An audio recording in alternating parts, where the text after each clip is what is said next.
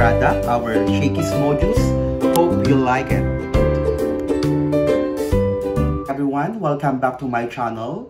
So for today's video, gagawa tayo ng Shakey's Mojus. Yung patatas ito na ino-order natin sa Shakey's na napakasarap.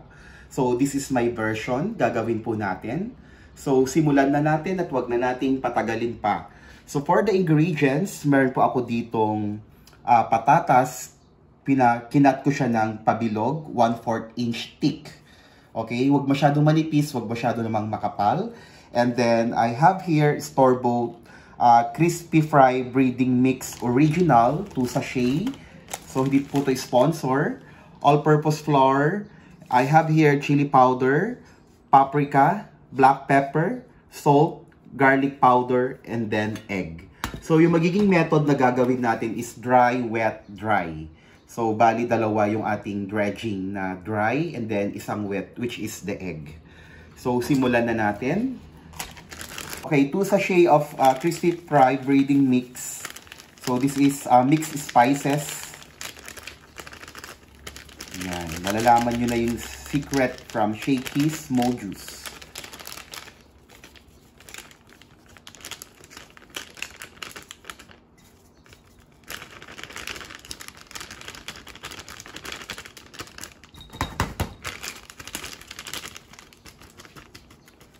Then, our black pepper,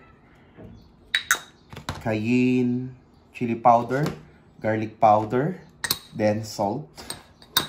So, ito po yung magkakasama. Si flour, solo lang po si flour.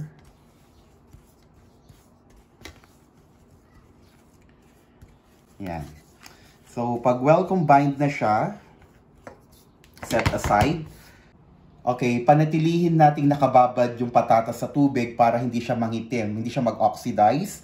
Then, i-dredge natin sa flour, plain flour. Then, after that, egg. Dredge naman po natin. Then, sa ating mixed spice. Ayan. So, medyo matagal ha, kasi kapag hindi na-absorb ng flour yung egg, hindi kasi didikit yung ating mixed spices.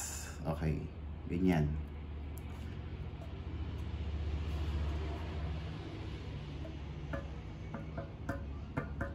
Then, ilalagay ko dito sa ating mixed spice.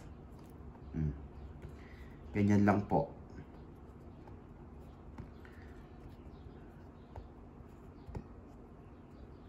Yan. Then, ilagay natin sa isang tray.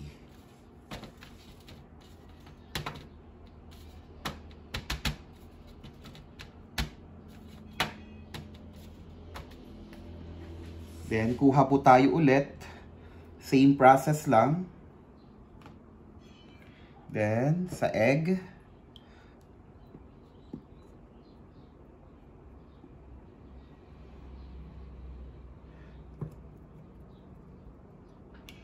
Okay, everyone. I have wax paper here. So, huwag kayo masyado excited. Bakit? If chiller pa natin to for 30 minutes. Kaya naglalagay tayo ng wax paper para kahit patong-patong siya, papatungan natin siya, hindi sila magdikit-dikit. Kailangan natin to i-fridge for 30 minutes para yung breading na nilagay natin, pag prinito, hindi po siya matuklap, kumakapit sa ating patatas.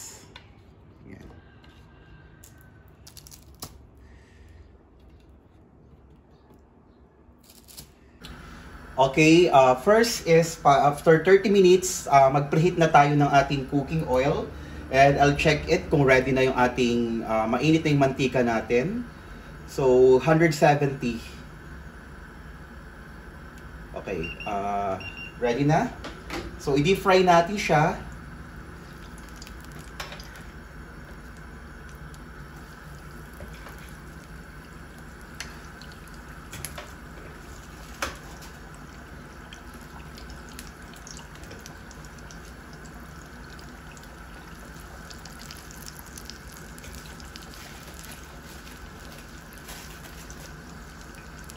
Yan.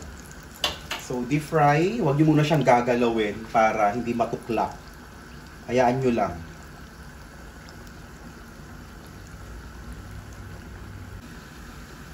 So ito na siya yung ating mojuice. Pusa siyang lumulutang, di ba?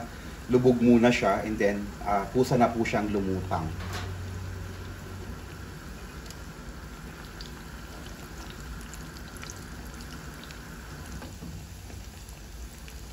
So flip. Alalay na lang natin.